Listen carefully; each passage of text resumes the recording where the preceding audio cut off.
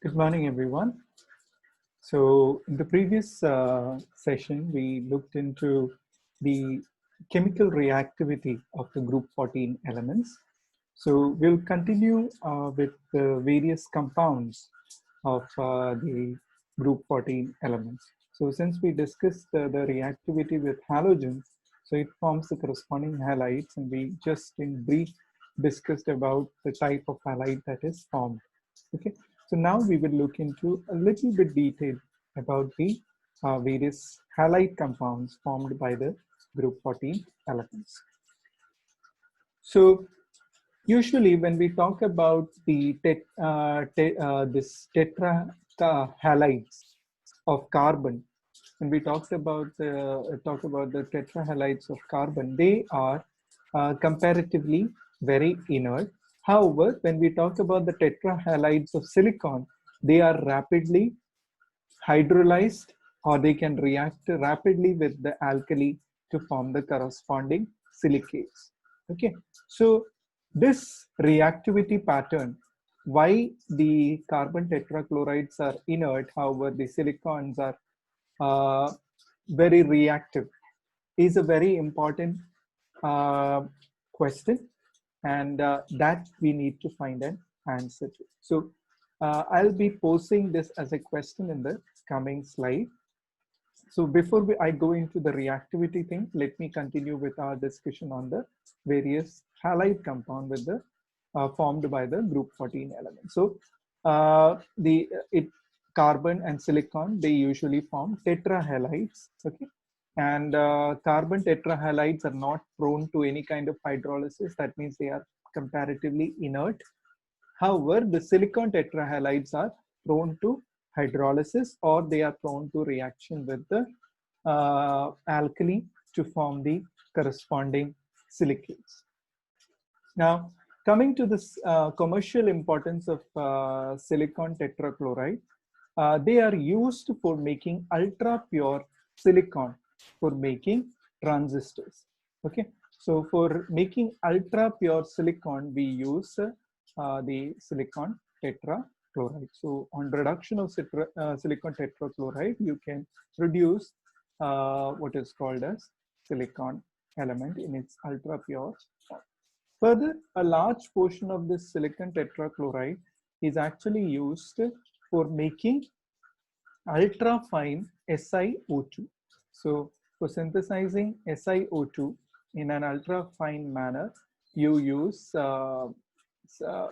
this particular silicon tetrachloride in commercial scale for making them. Now, this particular ultra fine SiO2 is used as a Thixotropic agent. Now, what do you mean by a Thixotropic agent is that these are those agents which are added to paints, resins, or as inert fillers in silicon rubber. So when you add them, it maintains the fluidity of these particular commodities. So what is the importance of that fluidity is that it helps the paint to be used for painting purpose. Otherwise, on application of shear stress, they can get more and more viscous. So if they get more and more viscous, it will lose its fluidity property. So as a thixotropic agent, so this thixotropic agent, we use ultrafine SiO2. So these are used in paints, resins, and as inert fillers in rubber. So when we use in silicon-based rubber, it maintains the fluidity of the rubber. That means the elastic property of the rubber is maintained without causing any. If we use some other material, it gets harder and it is susceptible to breakage. So the fluidity is actually maintained by using these ultrafine SiO2. Okay, so here like hydrolyzed, this silicon tetrachloride hydrolyzed in oxyhydrogen flame. Okay, we use to make these SiO2, ultrafine SiO2 here.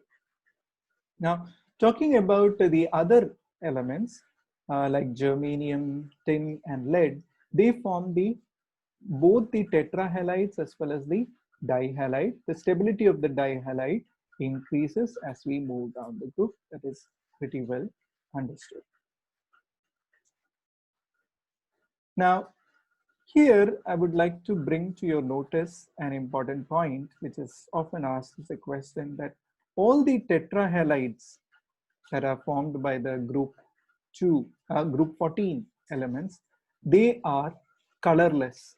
They are colorless. However, the GeI4, that is germanium tetraiodide or tin tetraiodide, they are bright orange in color. Now, why that is so? First of all, colorless property can be very easily understood. So usually when we talk about the color shown by the transition metal elements, we know that the transition metal element shows the color because of the transitions possible in the partially filled d orbitals. Okay, so each of the d orbitals are like similar in energy. So a partial transition in the subshell itself releases this colored compounds. However, when we talk about the group 14 tetrahalide, so I've written here the general ground state electronic configuration. So when it forms compound, it forms the excited state. And then when it forms tetrachloride, it combines with each of the electrons of the halide to form sp3 hybridized tetrahalide. Now, what do you find here?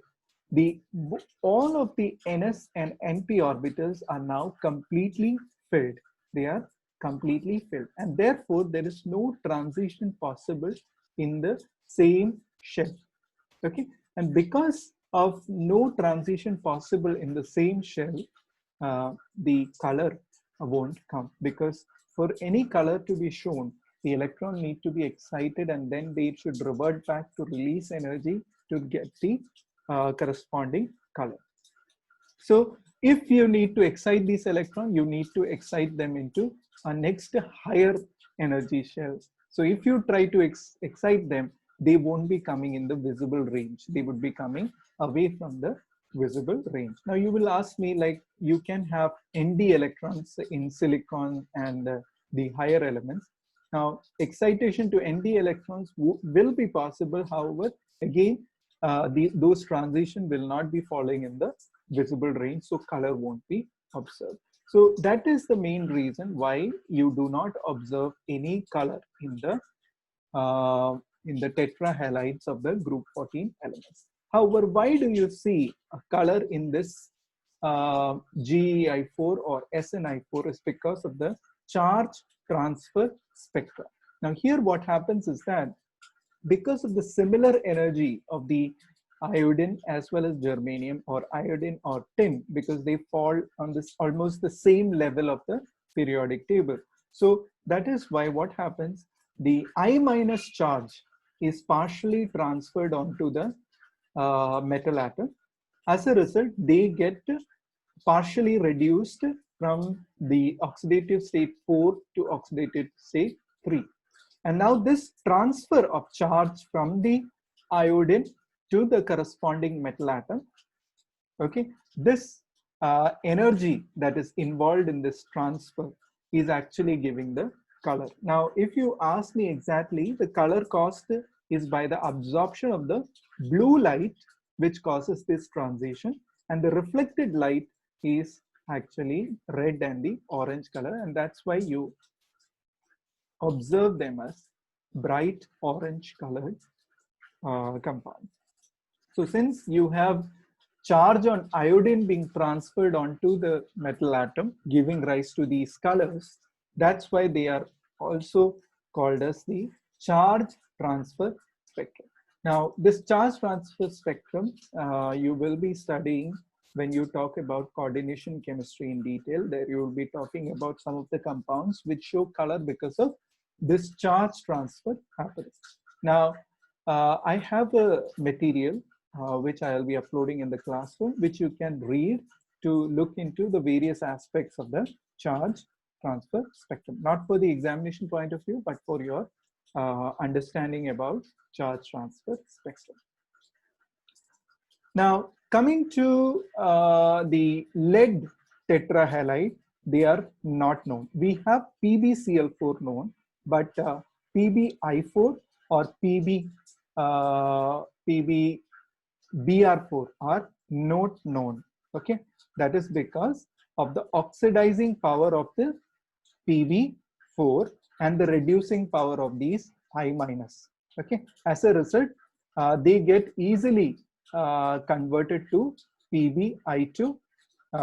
Even if you get this PbI4, they quickly decompose to form PbI2. Okay, so that is a very important thing that you should keep in mind. So let me just show you. So what is happening here is in PbI4, the Pb in the oxidation state +4 is kind of oxidized into the corresponding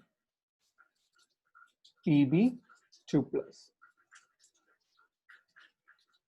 Okay, similarly, your I minus is kind of a powerful reducing agent. So it will try to lose the electron to form the I2. Okay, and 2 electrons are formed. So this is the final equation would be basically Pb4 plus 2I minus leading to the formation of Pb2 plus I2. Okay, so this reaction happens spontaneously. That is because of the oxidizing power of the lead-4 and the reducing ability of the I minus. So even if it is PbBr4 also, they also get very easily converted to PbI2, PbBr2. Okay, so that is a very important property that you might remember. Sometimes they ask why you do not have compounds, though PbCl4 is known, but PbI4 or PbBr4 is not known. So that is because of the high oxidizing power of the lead in its +4 oxidation state. This we discussed when we talked about inert pair effect. At that time, I told you that it is because of the stability of the +2 oxidation state of the lead. Now, the halides, usually the halides are tetrahalides, right? That group 14 elements forms usually tetrahalides. Now, what happens here is that these halides, especially the halides formed by silicon, germanium, tin, or lead, they can increase their coordination number. That means they can accept more of the electron. Like in the case of silicon, silicon can accept 2 more F ligands to form silicon F6, which are octahedral in shape. So it can increase its coordination number from from 4 to 6. Similarly, germanium also can increase from 4 to 6. Similarly, tin also. Now, why this is possible is because of the availability of weakened d orbital on these elements. Okay, and that is why you have this phenomena of increased coordination number possible in the case of these elements.